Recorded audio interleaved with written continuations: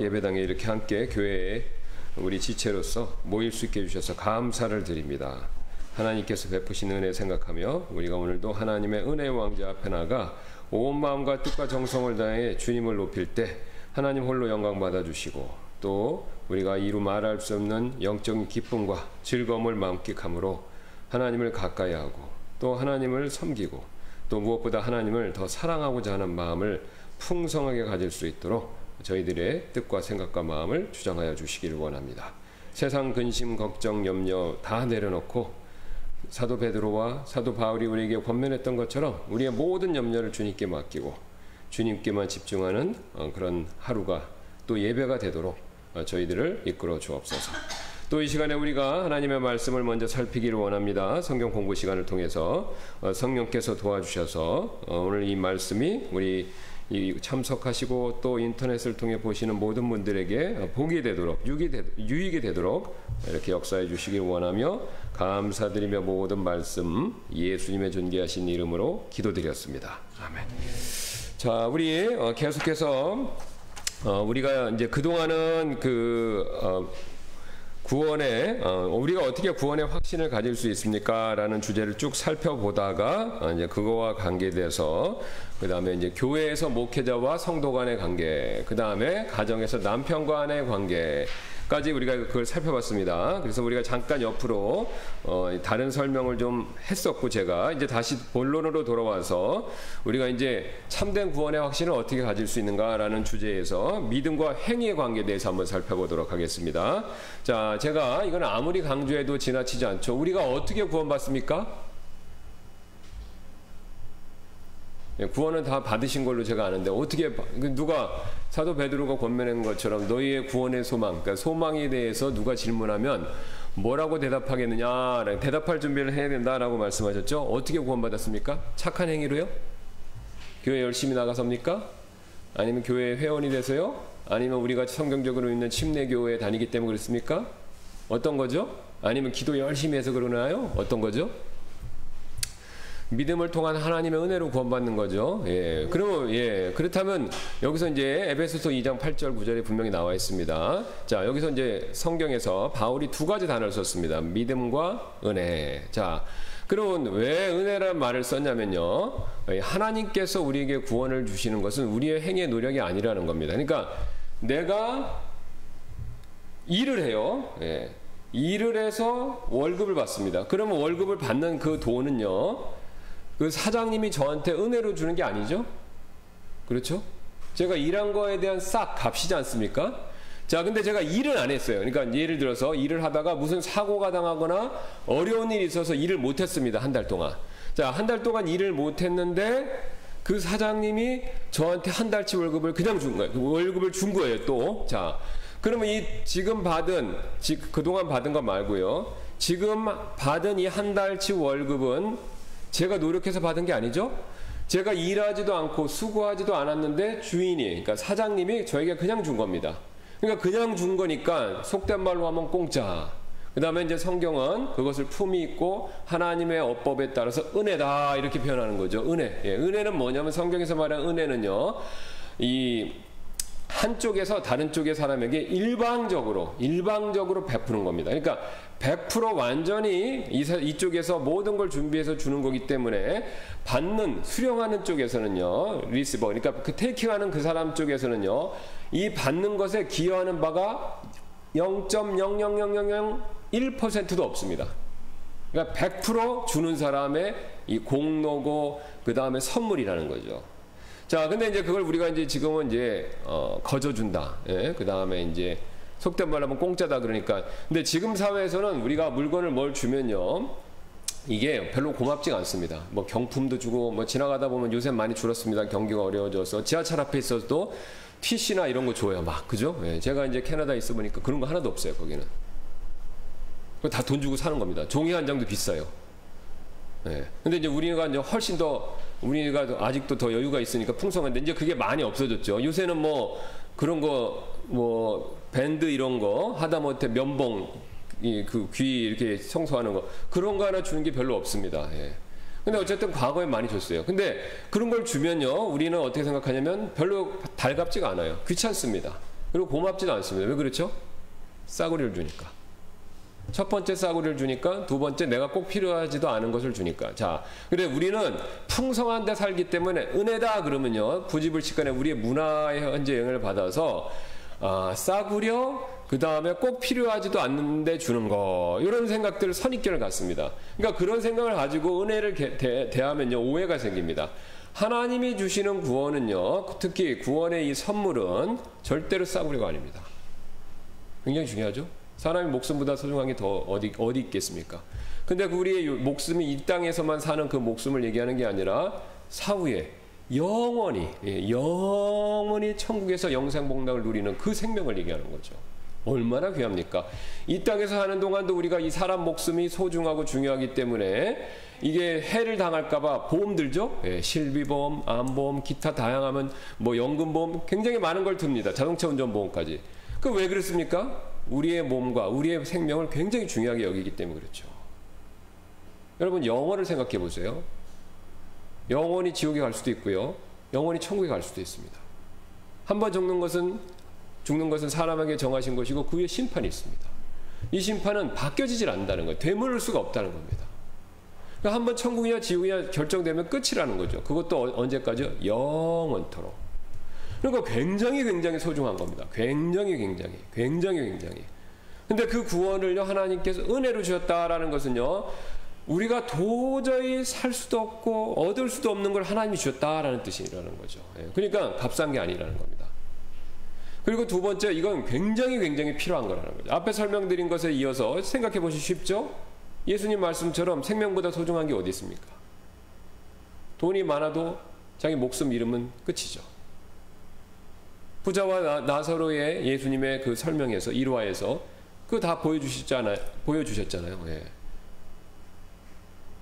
그래서 우리가 이게 하나님이 주시는 구원은요, 굉장히 값어치 있는 것이고, 그 다음에 굉장히 소중한 겁니다. 우리가 가진 그 어떤 것보다도 너무 값으로 따질 수 없을 만큼 소중한 거라는 거죠. 자, 근데 그 구원을 하나님께서 어떻게 주셨냐면 은혜로 주신 겁니다. 은혜. 우리의 수고와 노력으로 한 것이 아니라 전적으로 하나님이 예수님을 통해서 이루신 일을 통해서 선물로 주신 거죠. 그럼 왜 그게 은혜일 수밖에 없습니까? 우리가 수고하고 노력하는 게 나쁜 게 아닙니다. 이게 성경을 오해하시면 행위로 하는 걸 자꾸 부정적으로 보시는데, 선하게 사람이 애쓰는 것 자체가 나쁜 건 아니죠. 우리가 하나님 형상대로 지어졌기 때문에 사람 안에 선한 부분이 있습니다. 어떤 사람은 죄에 심각하게 오염됐기 때문에 그 선한 부분이, 선한 하나님 형상이 굉장히 많이 일그러져 있어요. 굉장히 많이 왜곡되어 있습니다. 굉장히 많이 부서져 있어요. 굉장히 많이 제대로 작동을 안 합니다. 또 반대로 어떤 사람들은 좀 나아요. 자, 그러나 어떤 경우든 상관없이 구원받지 않은 상황에서는요, 구원받지 않은 경우에서는 이게 우리가 이 하나님의 성품에 제약된 그 제약과 여러 가지 면에 있어서 불완전한 부분이 있습니다. 그러니까 우리가 착한 일을 아무리 하려고 해도 하나님이 요구하시는 수준만큼 못해요. 우리끼리는 되죠. 우리끼리는. 상대적으로 우리끼리는 착합니다. 소크라테스, 석가, 우리보다 착하죠. 공자. 우리 주변에 있는 착한 사람들, 선한 사람들. 그 사람들은 비교했을 때 우리보다 낫습니다. 자, 근데 문제는 우리끼리 나와서 천국 가는 게 아니죠. 우리 집에 드릴 땐, 각자 집에 드릴 땐 자기보다 훌륭하고 자기가 인정해서 좋은 사람 자기 집에 초대할 수 있습니다. 근데 하나님의 집에 가려면요, 하나님의 초대 기준을 따라야 돼요. 자, 여러분 청와대 아무나 초대합니까? 그렇죠. 아무나 가는 거 아니죠. 내가 가고 싶다고 가는 게 아니잖아요. 대통령의 기준에 맞춰서 하는 겁니다. 또 여러분이 뭐 삼성그룹 회장, 지금 감옥에 가 있지만, 예. 어쨌든 그 사람 집에 아무나 초대합니까? 아니죠. 예. 자기 기준에 맞는 사람. 심지어 여러분 자신의 집도 아무나 드리지 않잖아요. 여러분의 기준에 맞는 사람, 그 사람들만 드리지 않습니까? 여러분의 가족, 친구, 또 내가 필요한 사람. 그러니까 각자 기준에 따라 자기 집에 드리는 겁니다. 천국도 하나님의 집이기 때문에 하나님의 기준에 합해 들어가는 거예요. 근데 자꾸 우리는요, 우리 기준, 내가 이렇게 착하게 이만큼 했으니까, 내가 올바른 일을 이만큼 했으니까, 내가 종교적으로 심지어 이런 노력을 했으니까 하나님이 보내주시겠지라고 생각하는데 아니 옳시다라는 것이죠. 성경이 그것을 강력하게 반박하고 있습니다. 하나님의 집에 가려면요, 하나님의 기준만큼 착해야 됩니다. 선해야 된다는 거예요. 그러면 그걸 어떻게 알 수 있습니까? 예, 대표적으로 하나님 율법 그 가운데서 십계명을 주셨죠. 예, 십계명을 보시면 딱 압니다. 뭐 앞에 4개는 뭐 말할 것도 없고 뒤로 5개만 딱 가면 부모님에게 효도하라부터 시작해서 살인하지 말고 거짓말하지 말고 그다음에 그 훔치지 강도지 훔치지 말 도둑질하지 말고 이런 계명들만 그리고 맨 마지막 10번째 계명은요 뭐 욕심 부리지 말라. 이 계명만 놓고 봐도 이거 완벽하게 지킬 수 있는 사람은 어디 있겠습니까? 아무도 없죠. 양심에 손을 얹고 잘 생각해 보면요 완벽하게 지키는 사람이 없습니다. 어떤 사람은 이래요. 그러면 내가 이거를 못 지켰지만 반대로 나는 착한 일 굉장히 많았는데 자, 이 착한 일의 기준도 우리 기준이 아닙니다. 이 착한 일의 기준은 역시 하나님의 기준이죠. 그럼 하나님의 기준, 착한 일의 기준이 어느 만큼 착해야 되냐? 예수님 생각하시면 됩니다. 예수님 무지하게 착하신 분이잖아요. 그러니까 예수님 안 믿는 사람도 예수님 4대 성인이다. 성인 가운데 한 명이다 인정을 합니다. 왜요? 성경을 쫙 보니까 예수님이 잘못한 게 없는 거예요. 한쪽 뺨 맞으면 다른 쪽 뺨 대라. 또 예수님이 기적 베풀고 돈 한 푼도 안 받으셨어요. 그 다음에 예수님 오히려 착한 일을 했는데 사람들 공격받았는데 그 사람들에게 대해서 어떻게 하셨습니까? 끝까지 선으로 대해주셨죠. 그 정도 해야 된다는 겁니다. 그러니까 우리가 착한 일로 천국 가고 싶으시면 예수님만큼 실천하셔야 돼요. 자타가 공인할 만큼. 할 수 있는 사람이 있습니까? 없죠. 예. 성경에서 이렇게 얘기합니다. 한 번 죄를 지면요. 한 번 법을 어기면 그걸로 그냥 범법자가 되는 겁니다. 제가 운전을 하는데 한 번도 지금까지 사고를 낸 적이 없어요. 자, 사고 안 내다가 어느 날 갑자기 큰 사고를 내서 상대방 차 사람을 죽게 만들었습니다. 과실치사죠. 자, 그렇게 죽게 만들었는데 저는 그동안 운전을 굉장히 열심히 잘했어요. 모험적으로. 근데 그날 깜빡 어떻게 사고로 인해서 잘못 문제가 있어갖고 뭐 자동차가 오작동을 한다든가 그래갖고 사람을 쳐서 죽게 만들었습니다. 그럼 내가 법원에 가서 얘기할 때 나는 지금까지 법 잘 지켰으니까 이거 봐주면 안 됩니까? 통하나요? 안 통하죠. 999번 다 법을 잘 지켜도 한 번 어기면 그걸로 죄인이 되는 겁니다. 그러니까 세상 법정도 그러는데 하나님은 그보다 더 높은 기준을 요구하신다는 겁니다. 그럼 그렇게 하나님이 이제 우리가 이제 하나님 심판대 앞에 서면 궁극적으로 이제 크고 흰 왕자의 심판대 앞에 서는 거죠. 하나님은 시간이 많으세요. 그래서 우리를 심판하실 때 굉장히 여유를 가지고 다 따져 물으십니다. 뭐 재판 이 세상에서 하는 것처럼 속전속결로 얼마까지 해야 된다 이런 조건이 없다는 겁니다. 왜? 우리는 죽음 이후에 영원한 시간으로 들어가기 때문에 하나님이 우리의 일거수일투족 이 땅에서 100년 살든 50년 살든 10년 살든 우리의 삶의 전체를 다 따져 물으신다는 겁니다. 게다가 우리의 행동만 하시는 게 아니라 말과 마음의 상태까지. 마음으로 짓는 죄도 죄죠. 예수님이 여자 보고 음욕만 품어도 간음죄라고 그러셨잖아요. 그러니까 죄의 기준이 굉장히 높다는 겁니다. 그러니까 어떤 사람 보고 속으로 저 나쁜 사람 죽이고 싶어. 그러면 그것도 살인죄라는 거예요. 요한서신서에 다 나와 있잖아요. 그러니까 우리 기준으로 생각하시면 안 된다는 겁니다. 우리 기준으로끼리는 그냥 그래. 나보다 내가 저 사람보다 나으니까 괜찮아. 천국 가겠지. 그거 아니라는 겁니다. 우리끼리 통하죠. 우리끼리 이 땅에서. 근데 천국 갈 때는 전혀 그 기준이 통하지 않는다는 겁니다. 그러니까 천국에 가고 싶으면 하나님의 기준, 천국에서 영생복락을 누리고 싶으면 하나님이 원하시는 바를 이 땅의 삶에서 실천해야 된다는 겁니다. 자, 그럼 제가 여기서 한 지금 5분 정도 이렇게 말씀드렸는데 간단하게 이걸로 해도 자신이 없으세요. 사실은 정직하면.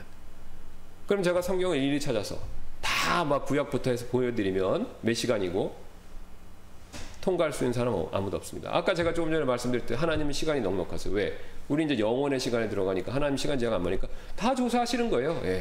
여러분 국정감사할 때 다 나오죠? 원전사고 일대 다 5,000페이지인가요? 몇 페이지? 하여튼 5,000페이지 했다고 그러잖아요. 이번에 그 원전 파기하는 거 그거 이상으로 하실 수 있습니다. 우리 삶이니까 몇십만, 몇백만 장이 되겠죠. 만약에 기소를 한다면 하나님께서 우리를. 그리고 면밀히 다 따지시는 겁니다. 면밀히. 행동뿐만 아니라 말, 아까 말씀드렸듯이 우리의 마음의 상태까지 다.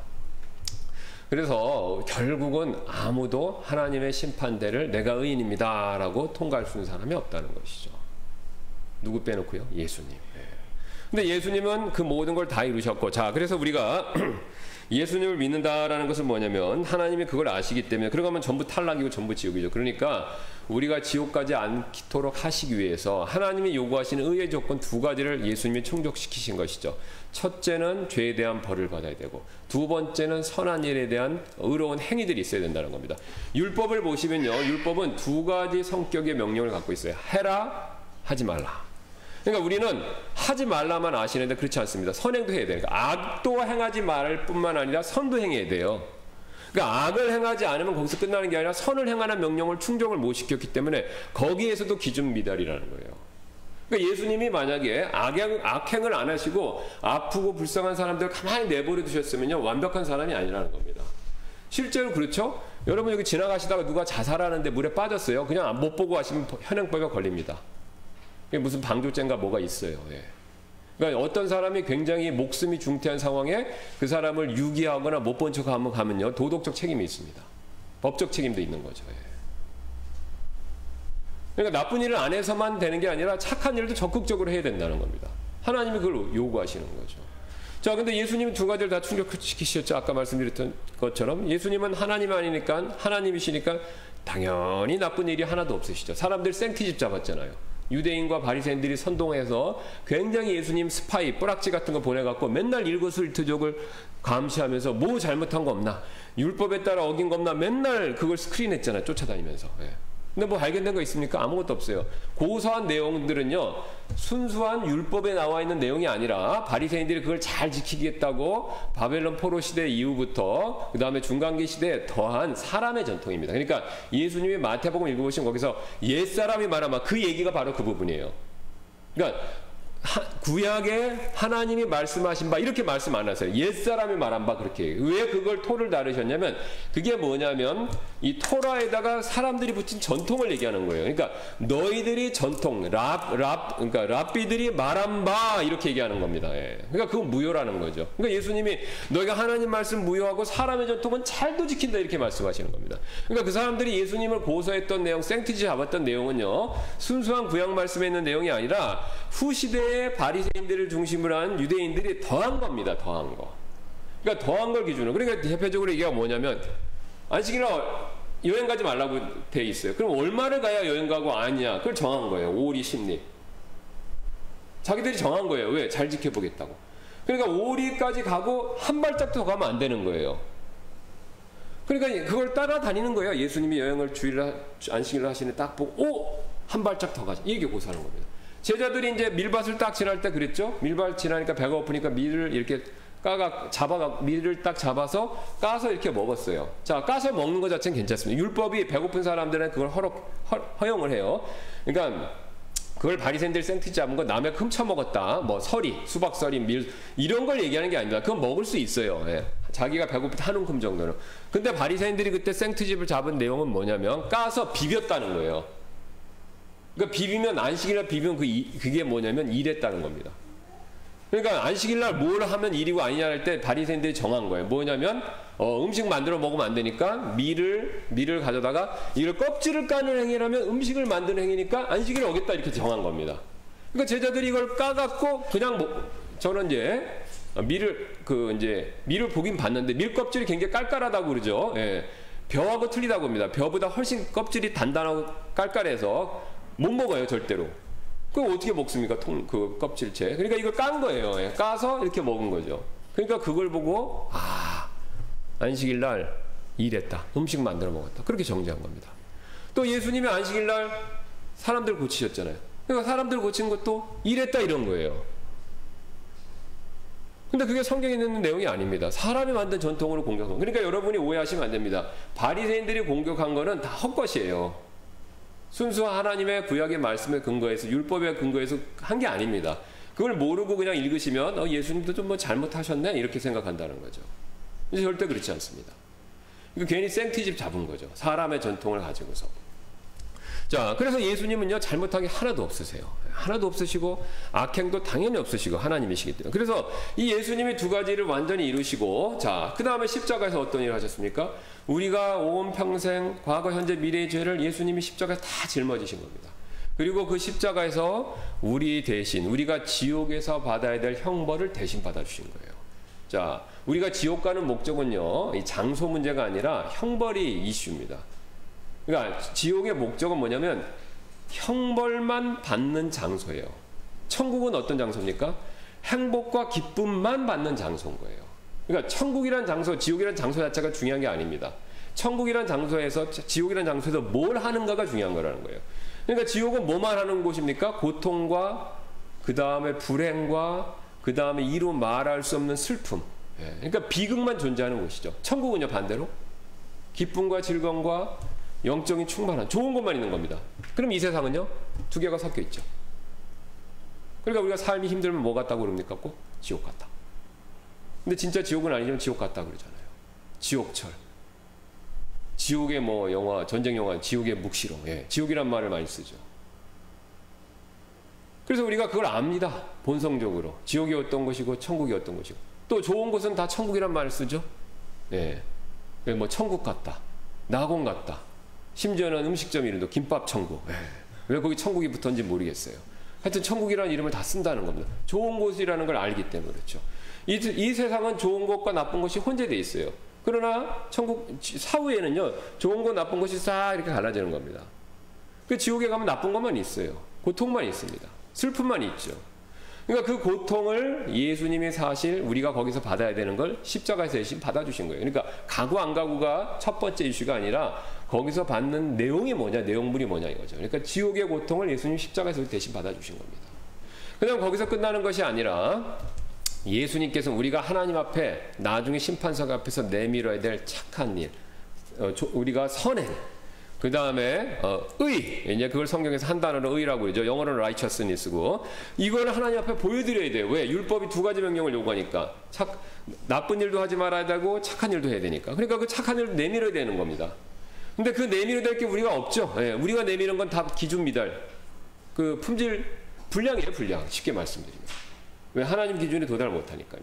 그러니까 내밀 게 없으니까 대신 예수님 걸 우리가 내밀 수 있는 겁니다. 이게 바로 이제 바울에서 말한, 로마에서 말한 칭의가 되는 겁니다. justification, 칭의. 그래서 의롭다 여긴 받는 거죠. 그래서 구약 말씀은 이것을 이제 우리가 이해하기 쉽게 옷으로 묘사하죠. 자, 그러니까 쉬운 예로 뭡니까? 우리가 죄수들이 감옥에 가면요, 가만 빨개 벗고 있는 게 아니라 뭐 어떤 상태에 있습니까? 죄수복을 입고 있어요. 근데 죄수복을 입고 감옥에 있는데, 자 보세요. 간수는 반대로 간수복을 입고 있죠. 그래서 감옥에서 컴컴한 그 잘 안 보이는 감옥에서 그 사람의 신분을 알아보는 제일 좋은 방법은 옷입니다. 간수인지 그 죄수인지는 옷 보고 알죠. 얼굴 보고 알 수가 없습니다. 그러니까 옷을 통해서 그 사람의 신원을 확인하는 거죠. 이것과 비슷하다라고 생각하시면 됩니다. 그래서 우리가 죄의 옷을 입고 있는 거예요. 구약의 말씀에 충분히 얘기를 하고 있죠. 우리의 의는 누더기 같다라고 그랬고, 근데 우리가 죄의 옷을 입고 있는데 어떻게 하는 겁니까? 예수님께서 우리의 죄의 옷을 자신이 십자가에서 입으시고 반대로 예수님이 입고 계신 그 의의 옷을 우리에게 반대로 입혀주시는 겁니다. 그러니까 구약의 말씀에 그 욥기 시편에서 그 구원의 옷을 입혀주셨다. 그 다음에 여호수아 우리 그 여호수아 제사장이 나오는 얘기가 있죠. 그래서 그 선지자, 그러니까 구약의 갈렙과 함께 가나안 땅에 들어갔던 그 사람 말고 제사장 여호수아가 있습니다. 그리고 그 여호수아가 옷을 갈아입는 장면도 나오고, 그래서 구약에서 풍부하게 그 얘기를 보여주고 있습니다. 그러니까 옷을 갈아입혀 주시는 거예요. 그러니까 쉬운 예로 말씀드리면 왕자와 거지 생각하시면 아주 쉽습니다. 아시죠? 왕자와 거지 소설. 둘이 똑같이 태어났는데 똑같은 애 태어났는데 얼굴이 똑같이 생겼어요. 자, 그런데 왕자와 거지가 옷을 바꿔 입었어요. 얼굴이 똑같으니까. 그러니까 왕자는 그 다음부터 어떻게 보입니까? 거지같이 보이고, 거지는요 왕자같이. 똑같습니다. 우리가 죄의 옷을 예수님이 입으시고 그분의 의의 옷을 우리에게 주신 거예요. 그걸 이제 성경에서는 전가다라고 얘기합니다. imputing 이렇게 얘기하죠. 전가. 그러니까 내게 아닌 걸 나한테 줘서 내 것 같이 쓰는 겁니다. 그래서 그 전가란 단어는 그 당시에 어떤 때 썼냐면 은행 계좌를 이체할 때, 그러니까 바울이 오네시모와 얘기를 합니다. 빌레몬서를 쓸 때 오네시모 얘기를 해요. 오네시모 얘기했는데 오네시모가 사실 노예인데 도망쳤어요. 돈을 가지고 도망쳤습니다. 도망쳤으니까 바울이 다시 오네시모를 설득했어요. 그래서 오네시모가 이제 회개하고 빌레몬하고 좋은 관계를 유지하게 하기 위해서 이 사람을 보내요. 다시. 그래서 보내갖고 회개하고 좋은 관계를 유지하라. 이게 주인과 좋은 관계인데 이 사람 도망친 거예요. 둘 다 그리스도인이지만. 그러니까 바울입니다. 이 얘기를 해요. 오네시모가 빚진 게 있으면 내 계좌에 그걸 넣어라 그렇게 합니다. 그 넣을 때 전가라는 단어를 씁니다. 그러니까 자기 빚을 다른 사람 빚을 내가 떠안는 거예요. 그리고 자기 걸 넣어주는 걸 얘기하는 겁니다. 자, 그래서 그렇게 해서 예수님께서 두 가지를 다 이루어 주셨기 때문에 우리가 하나님 앞에 섰을 때 어떻게 보이는 겁니까? 하나님 앞에 완전히 떳떳하고 그렇게 보이는 거죠. 이게 성경에서 말한 구원의 기본 내용이죠.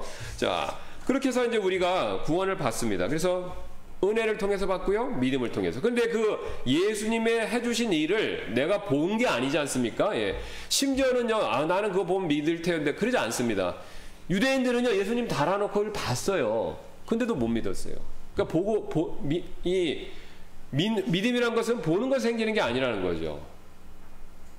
그러니까 이게 우리가 보이지 않는 걸 신뢰하는 게 바로 믿음입니다. 그러니까 이거 보이지 않는 걸 신뢰하라니까 우리가 뭐 이성과 상식 없이 무대표로 믿어라, 속된 말로 하면요, 그걸 얘기하는 게 아닙니다. 하나님이 하시는 일이 영적이고 영적인 일은 눈에 안 보입니다. 그 하나님이 해놓으신 영적으로 눈에 안 보이는 일을요, 우리가 신뢰하는 게 믿음이에요. 근데 그럼 어떻게 신뢰하냐라고 했을 때 하나님을 신뢰하면 됩니다. 그게 무슨 말이냐면요, 정확히 하나님의 성품, 이걸 신뢰하면 할 수 있어요. 그러니까 하나님 생각해 보세요. 하나님 거짓말 안 하잖아요. 하나님 거짓말하면 안 되죠. 한 번이라도 하면 사탄이지 않습니까? 그러니까 하나님 거짓말 안 하시죠. 그 다음에 하나님 뭐든지 하실 수 있어요. 그러니까 거짓말도 안 하고 뭐든지 하실 수 있는 분이 우리를 위해서 예수님을 통해서 이걸 다 이루셨다. 그럼 두 가지만 놓고 봐도 믿을 수 있어요, 확실하게. 뭐 이렇게 뭐 꿈인 환상, 기적 이런 것 꼭 그게 필요한 게 아니라는 것이죠. 말만 믿으면요, 믿을 수 있다는 겁니다. 여러분, 제가 완전히 이 사람은 약속 그 자체다. 이 사람은 신용 그 자체다. 완전히 확실한 사람이다. 여러분, 그렇게 여러분들이 저를 그렇게 저를 신뢰하시고 이해하신다면 제가 하는 거 뭐든지 받아들이실 거 아니에요. 그렇죠? 예. 그렇겠죠? 그럼 뭐 더 이해하기 쉽게 삼성 이제 이재용 회장.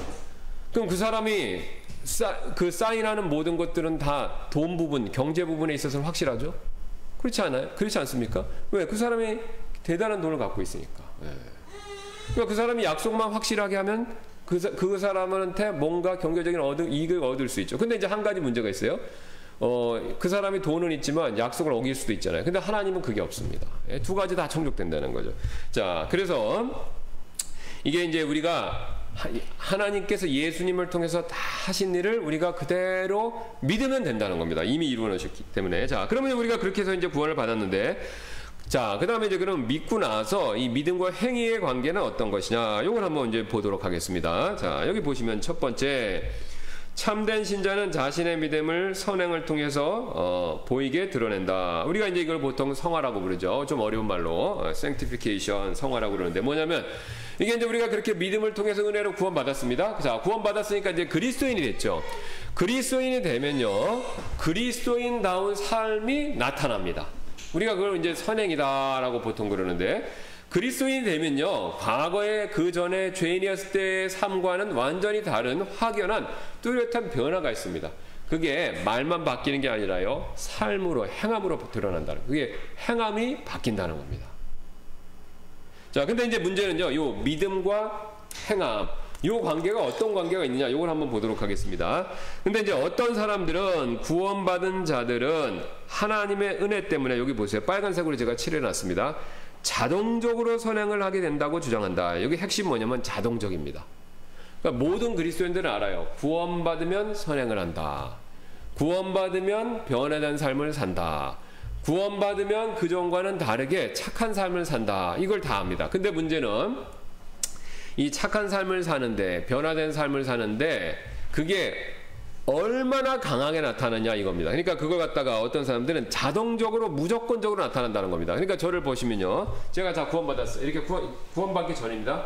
세상에 나쁜 습관을 살았어요. 자, 근데 그 다음에 구원받고 나서는 무조건 그것과 180도로 좋은 삶을 자동적으로 한다는 거예요. 기계적으로 한다는 거죠. 예, 물론 이제 자동적이다, 기계적이란 말이 성경에는 없지만 제가 여러분들에게 이해를 돕기 위해서 이런 표현을 쓴 겁니다.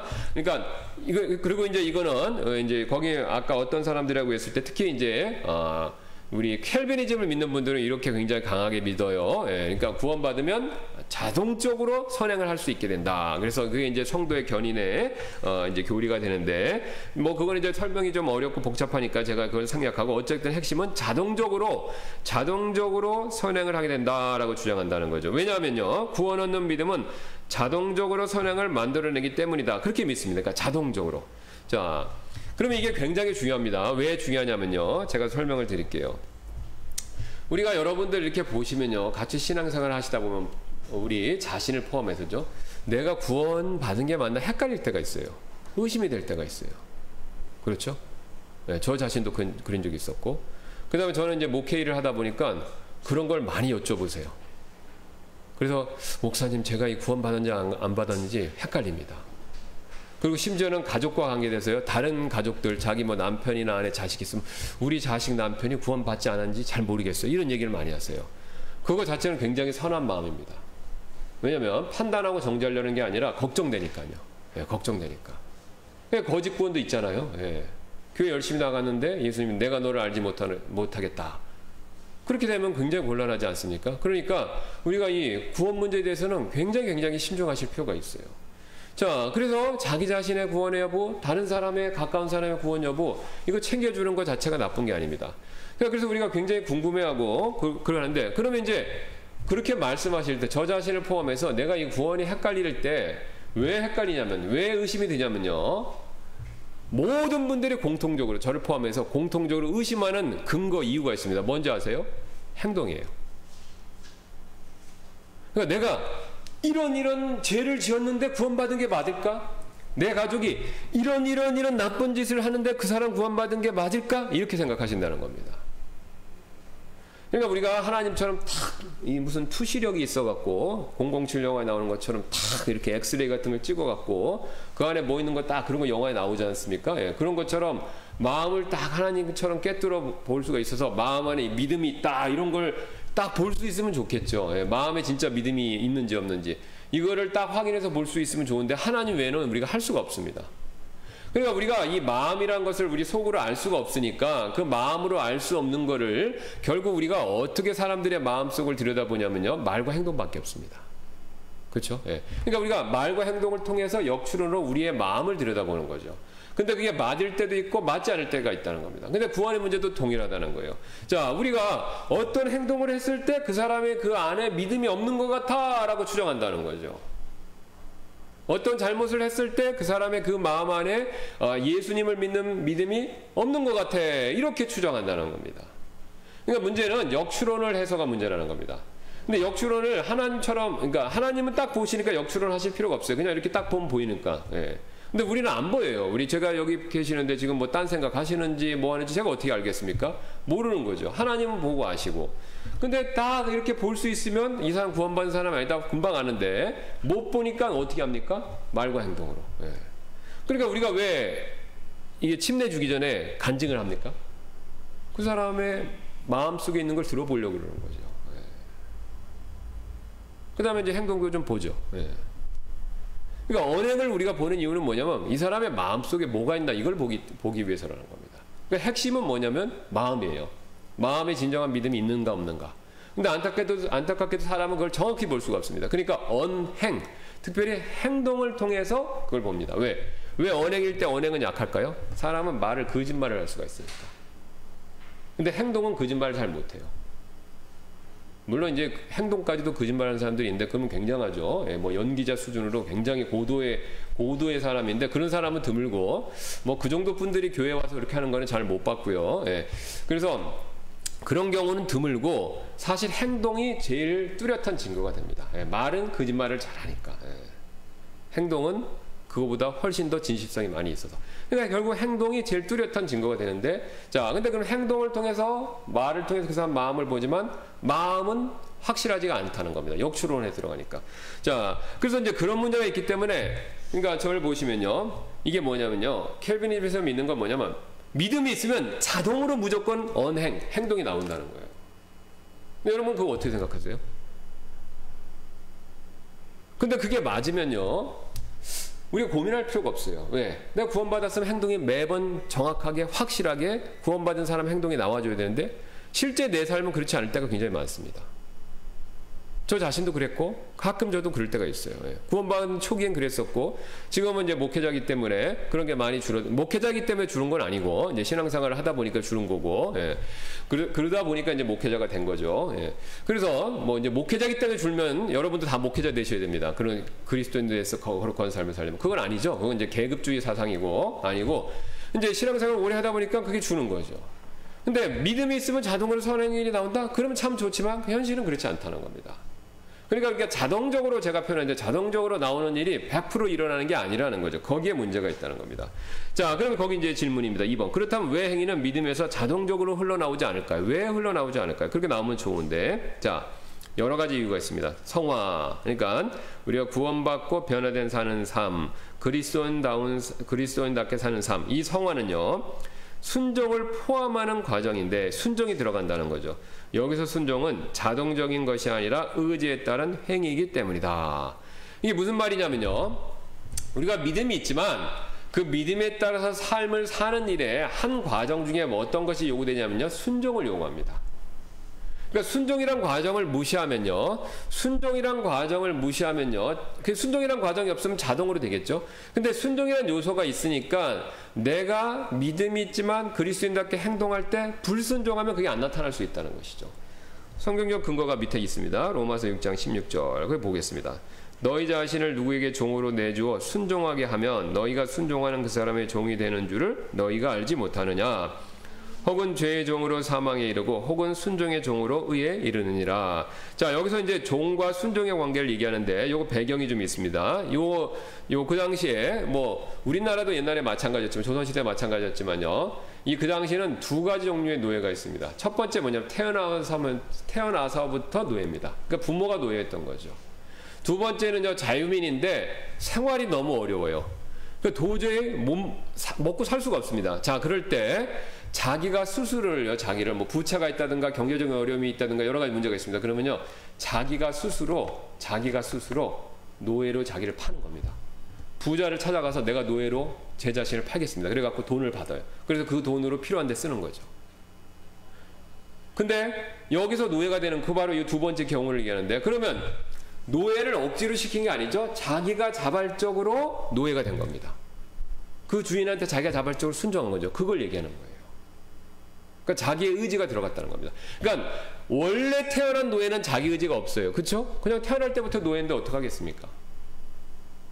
그러니까 거기에 자기의 의지라는 부분이 들어갈 수가 없어요. 내가 노예가 되고 싶어 된 게 아니라 어쩔 수 없이 태어날 때부터 신분상 그렇게 된 거죠. 근데 이 두 번째 노예는요, 순전히 자기 의지입니다. 그러니까 자기가 스스로 자기를 노예로 파는 거예요. 그러니까 너희 자신을 누구에게 종으로 내주어, 그러니까 너희 자신을 누구의 종으로 너희를 내주어 팔아서 순종하게 하면, 그 사람의 주인에게 순종하면 너희가 순종하는 그 사람의 종이 되는 줄 너희가 알지 못하냐. 이건 너희 다 뻔히 아는 일 아니냐. 이걸 얘기하는 겁니다. 그러니까 그 시대에 그게 흔했으니까. 그러니까 네가 네 스스로 팔아서 노예가 되면 그 주인이 된 사람 말을 너희가 듣는 것이 상식이지 않냐. 그거 너희가 다 잘 알지 않느냐. 이렇게 얘기하는 거죠. 자, 그래서 혹은 그다음 그걸 이제 빗대서 혹은 죄의 종으로 사망에 이르고 혹은 순종의 종으로 의에 이르느니라. 그래서 이제 그 결과를 얘기하는 거죠. 그러니까 내가 누구한테 자기가 노예를 팔면, 그래서 순종을 하면 그 사람의 종이 된다는 거죠. 그러니까 똑같습니다. 우리가 이 순종이란 과정이 있어요. 내가 믿음이 있지만 하나님 말씀을 듣고 그리스도인답게 살아야 되겠다 안 하겠다라는 것은요, 전적으로 내 순종의 결정이 있죠. 그거에 영향을 받는다는 겁니다. 그러니까 여러분 보세요. 저를 포함해서 여기 있으면요, 여러분이 다 틀리세요. 한 가지 공통점이 있어요. 제가 아는 바에 의하면 우리 교회 회원이신 분들은 다 구원받으셨어요. 저를 포함해서. 근데 그리스도인다운 삶을 사는 건 다 틀려요. 다 틀려요. 네. 제가 만약에 그렇게 하진 않겠지만 쫓아다니면서 일주일 내내 여러분 삶의 집에서 옆에서 체크한다면 어떻겠습니까? 다 똑같이 나올까요? 다 틀리게 나오겠죠. 어떤 사람은 굉장히 신실하고 어떤 사람은 덜 신실하고 어떤 사람은 어느 날은 신실하고 어느 날은 신실하지 않고. 또 어떤 사람은 어떤 일에 있어서는 신실하고 어떤 일에서 신실하지 않고. 그러니까 물질은 굉장히 신실한데 시간은 또 신실하지 않는 거예요. 반대 경우도 있고, 그렇죠? 예. 또 어떤 사람은 어떤 습관에 있어서 신실하고 어떤 습관에 있어서 신실하지 않는 거예요. 다 틀려요. 그리고 그걸 만약에 표로 만든다면요, 모자이크 같이 될 거예요. 막 같은 색깔로 쫙 가는 게 아니라 다 틀릴 거라는 거죠. 자, 그럼 그걸 뭘 보여줍니까? 자동으로 되는 게 아니라는 겁니다. 자동으로. 그러니까 저와 여러분을 다 그걸 놓고 조사해 보면요, 공통점은 한 가지밖에 없어요. 다 구원받았다는 거. 근데 믿음에 따른 순종, 그러니까 믿음에 따르는 행위, 그리스도인다운 삶을 살았다는 행위에 대한 정도는요, 다 틀리다는 거죠. 그건 뭘 의미하냐면요, 자동으로 되는 게 아니라는 겁니다. 왜 자동으로 되지 않습니까? 순종의 정도가 틀리기 때문인 거죠. 그러니까 어떤 일에서 순종하느냐, 언제 순종하느냐, 얼마나 오래 순종하느냐, 이게 다 틀리기 때문에 그렇죠. 그러니까 자동적이지 않는다는 거죠. 자, 그래서 우리가 이제 분명히 순종이라는 부분이 들어가니까 자동적으로 선행이 무조건 나오는 건 아니라는 겁니다. 그래서 뭐 바울이 에베소서 6장 5절도 비슷한 말씀을 하시지 않습니까? 종들아, 육체에 따라 너희의 주인된 자들에게 두려워하고 떨며 단일한 마음으로 순종하기를 그리스도께 하듯 하라. 자, 이게 이제 종들이 주인에게 순종하는 것을 빗대어서 그리스도께 하듯 하라라고 얘기하죠. 그러면 여러분 보세요. 고대사회 노예자인데 노예가 되면 순종해야 되죠. 그럼 모든 노예가 자동적으로 순종하겠습니까? 그건 아니죠. 반란을 일으키는 노예부터, 그 다음에 스파르타쿠스 아시잖아요. 예, 노예 반란 일으켰죠. 대단했죠. 그 사람부터 굉장히 자기 목숨을 내 바치면서까지 순종하는 종까지 다양한 분포가 있을 겁니다. 스펙트럼이 다 틀리다는 거예요. 공통점 뭡니까? 다 노예예요. 말을 들어야 된다는 의무감은 있지만 실제 순종하는 정도는 다 차이가 있는 겁니다. 그러니까 자동적으로 모든 사람이 100% 순종하는 게 아니기 때문에 순종하라라고 얘기하죠. 그 다음에 그것과 정확히 빗대서 그리스도께도 그렇게 하라는 겁니다. 그렇게. 굉장히 순종을 잘하는 성도부터 굉장히 불순종하는 성도가 있다는 거예요. 그럼 왜 차이가 있습니까? 순종하는 정도가 차이가 있기 때문에 그렇죠. 어떤 일에서 얼마만큼 얼마나 오래, 이게 다 틀리기 때문에 그렇습니다. 그러니까 여러분이 잘 생각해 보세요. 어떤 일에서 순종하는지, 얼마나 오래 순종하는지, 그런 걸 잘 생각해 보시면 여러분이 순종의 부분이 뭔지를 금방 깨달으실 수가 있습니다. 자, 그 다음에 이제 여기 요한일서 2장 3절 똑같습니다. 또 우리가 그분의 명령들을 지키면 이로써 우리가 그분을 아는 줄 우리가 아느니라. 자, 자동으로 되면 명령을 지키란 말을 할 필요가 없죠. 저도 그런데 뭐하러 명령을 지키라고 입 아프게 또 말씀하시겠습니까? 그러니까 명령을 안 지키니까 그런 거죠. 그러니까 명령을 지켜야 된다, 이렇게 얘기하죠. 그러니까 지켜야 되기 때문에 자동적으로 되는 게 아닌 겁니다. 그 다음 요한일서 2장 14절 그러므로 너희가 처음부터 들은 그것이 너희 안에 거하게 하라. 그러니까 일부러 거하게 하라고 막 얘기하고 있죠. 너희가 처음부터 들은 그것이 너희 안에 남아있으면, 그러니까 남아있지 않을 수도 있다는 겁니다. 여기 이제 말씀이죠. 너희 남아있으면 너희도 아들과 아버지 안에 거하리라. 여기서 이제 거하는 건 구원상실이 아니라 펠로우십을 얘기하는 겁니다. 요한복음에서는 거한다라는 얘기는요, 거한다라는 건요, 어바이딩인데, 어바이딩은 주님과의 가까운 펠로우십을 얘기하는 겁니다. 이미 구원받은 사람이 그 중에서 주님께 순종했을 때 주님과 더 가까워지면서 깊은 교제를 나누는 거, 요거를 얘기합니다. 그래서 어바이드라는 단어를 씁니다. 킹제임스에선. 자, 그 다음에 성화는요, 하나님을 향한 우리의 사랑이 표출되는 일이지만 사랑은 자동적인 행위가 아니라 자유로운 행동이다. 그렇죠. 우리가 구원받고 나서 예수님이 주신 가장 큰 두 가지 계명이 있습니다. 뭡니까? 하나님 사랑하고 이웃 사랑이죠. 우리가 구원받고 나면요, 하나님 사랑하셔야 돼요. 위로, 수직적으로. 수평적으로는요, 내 이웃을 내 몸과 같이 사랑하는 것. 이게 제일 큰 명령이죠. 그러니까 이 두 가지 명령에서 각가지 세부적인 명령들이 파생이죠. 그러니까 우리 헌법 아시잖아요. 헌법이 있고 그 다음에 법률이 있지 않습니까? 그러니까 하위법, 상위법. 그러니까 이 그리스도인의 명령에서 헌법에 해당하는 게 뭐냐면 이 두 가지 명령입니다. 하나님 사랑하고 이웃 사랑하는 거. 그다음 그것에 위에서 이제 구체적인 게 나오죠. 뭐 이제 신실해라 명령. 그 다음에 우리가 아시는 그런 각가지 명령들이 그 위에 있는 겁니다. 그렇게 생각하시면 굉장히 쉽습니다. 자, 그래서 이 하나님 사랑하고 이웃 사랑하는 거, 그 명령이지 않습니까? 그러면 사랑을 한번 잘 생각해 보세요. 사랑을요. 이 사랑은 강요가 아니잖아요. 그렇죠? 사랑은 강요가 아니잖아요. 그러면 뭐 우리가 예수님 믿고 자동적으로 선행할 수 없는 이유 중에 하나가 뭐냐면 우리가 사랑하는 마음에 하기 때문에 그렇습니다. 사랑은 강요가 아니죠. 예. 제가 이름이 갑자기 생각 안 나는데 영국의 유명한 오만과 편견을 쓴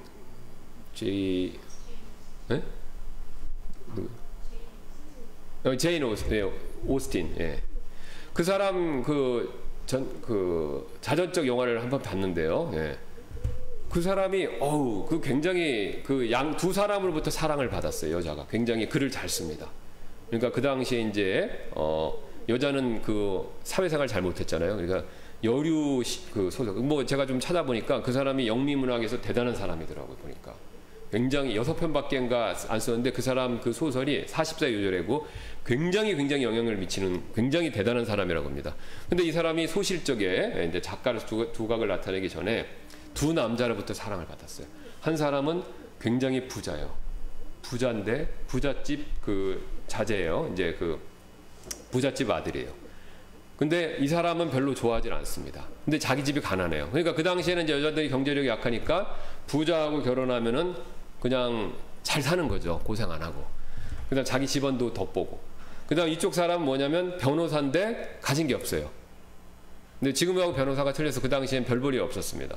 그러니까 이 사람은 가난하고 이 사람은 부자예요. 근데 이 사람을 좋아했어요. 이 가난한 변호사를. 근데 이 사람이 프로포즈를 했어요. 2번이나. 근데 처음에 이 사람이 가난한 사람이 프로포즈를 하니까 이 사람을 여길 거절하고 이걸 했어요. 이 사람을 해서 그래서 이제 가족들도 다 반대하고 그랬는데 이 남자가 야밤 도주를 제안한 거예요. 그러니까 보따리 싸서 도망가자 우리. 그래갖고 이 여자가 진짜 보따리 싸서 도망갔습니다. 마차를 타고 막 갔어요. 근데 우연히 그 남자가 가지고 있는 편지를 읽었어요. 그 편지가 뭐냐면 이 가난한 변호사가 자기 가족한테 받은 편지예요. 그 내용이 뭐냐면 네가 어렵게 고생한 돈으로 우리 가족을 부양해줘서 고맙다. 용돈조차도 보내서 고맙다. 근데 이 여자가 가만 생각해 보니까 이 남자하고 결혼하면요, 이 사람은 끝이에요. 왜냐면 도망쳤기 때문에. 변호사로서도 할 수도 없고 자기 삼촌이 대법관인가 그래요. 영국에. 그러니까 이 사람은 완전 찍히는 겁니다. 그러니까 이제 완전히 가족도 가난해지고 미래가 없는 거예요. 그러니까 이 여자가 어떻게 했냐면 이 남자와 가족을 위해서 이 사람을 결혼한 걸 포기합니다. 그리고 또 이 부자 남자한테도 상처를 주기 싫어서 이 남자하고도 결혼한 걸 포기해요. 그러니까 이 사람 사랑하지만 자기가 사랑에 따라서 선택을 한 거죠. 그러니까 여러분 자동이 아니라는 거예요. 이게 강요가 아니라는 거죠. 사랑은 강요가 아니라 선택이라는 겁니다. 자, 그래서 우리가 이걸 놓고 봐도 자유로운 행동이기 때문에 우리가 자동적으로 되는 게 아니라는 거예요. 그러니까 주님을 사랑하는 관계지 자동적으로 기계적으로 한 게 아니라는 거죠. 자, 여기까지 살펴보고 마치겠습니다. 기도하고. 감사합니다. 하나님께서 오늘도 이렇게 믿음과 행위의 관계에 대해서 생각해 볼 수 있게 해주셔서 감사드리고 또 이 말씀을 통해서 우리 자신을 잘 점검해 보고 우리 주변 사람들도 잘 살펴서 혹시 구원의